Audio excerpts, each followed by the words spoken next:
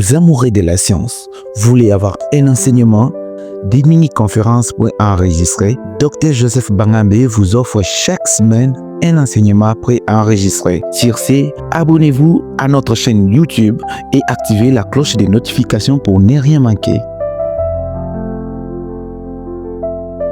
Bonjour chers amis, chers collègues, nous allons donner un petit résumé sur le cancer du sein.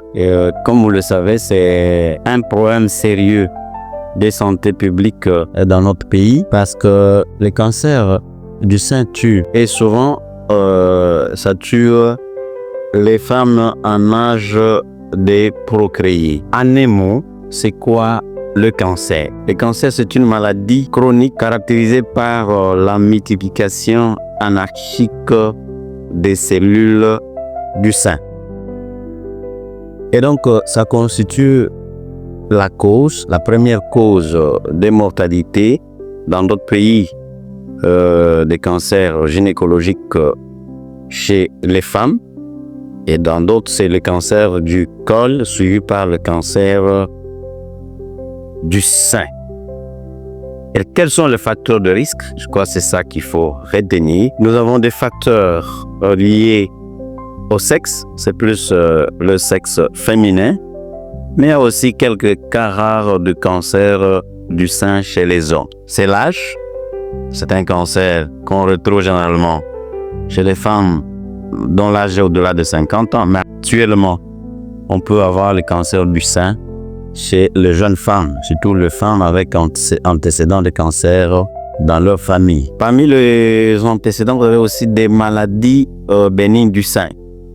C'est des femmes qui ont eu des nodules ou des boules d'une façon répétitive au niveau de leur sein. C'est certaines maladies chroniques comme le diabète à cause de l'altération vasculaire et les ovaires micropolykystiques. Mais nous devons aussi retenir et tirer attention parce qu'il y a des facteurs environnementaux et sanitaires. Et là, vous avez les pesticides, les fumées de véhicules, l'exposition aux radiations ionisantes. Nous avons aussi des facteurs liés aux habitudes de vie et de nutrition. Et là, vous avez l'obésité ou la prise de poids, parce que plus tard, on va dire qu'il faut diminuer le poids.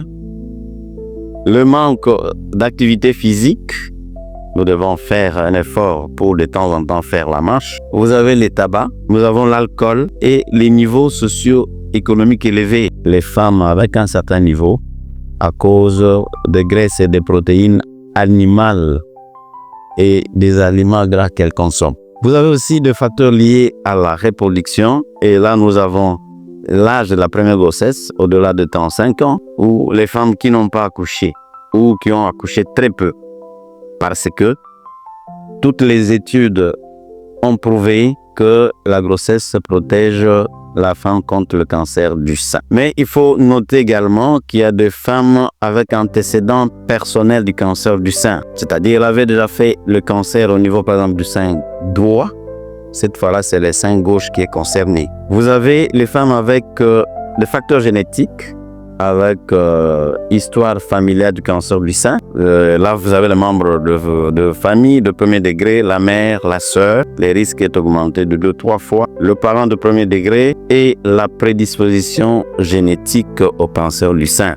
Là, il y a 2 gènes, parce aux étudiants en médecine, des prédispositions au cancer du sein qu'on appelle BRCA1 et BRCA2. Mais il n'y a pas que des facteurs de risque. Il y a des facteurs protecteurs pour éviter de développer le cancer du sein. Ce que nous retenons, c'est la multiparité, avoir la première grossesse avant 30 ans, faire régulièrement les activités physiques, éviter la consommation des acides gras et industriels, il faut vraiment les éviter, éviter la consommation d'alcool ou du tabac, consommer beaucoup de légumes et de fruits, éviter les pilules au long cours, c'est-à-dire pendant plusieurs années. Il faut un allaitement maternel prolongé. Voilà pourquoi nous demandons à nos sœurs, à nos épouses d'allaiter de plus longtemps possible. Nous devons alors retenir les 10 signes d'alarme qui annoncent le cancer du sein ou qui signifient qu'on a déjà le cancer du sein. 1.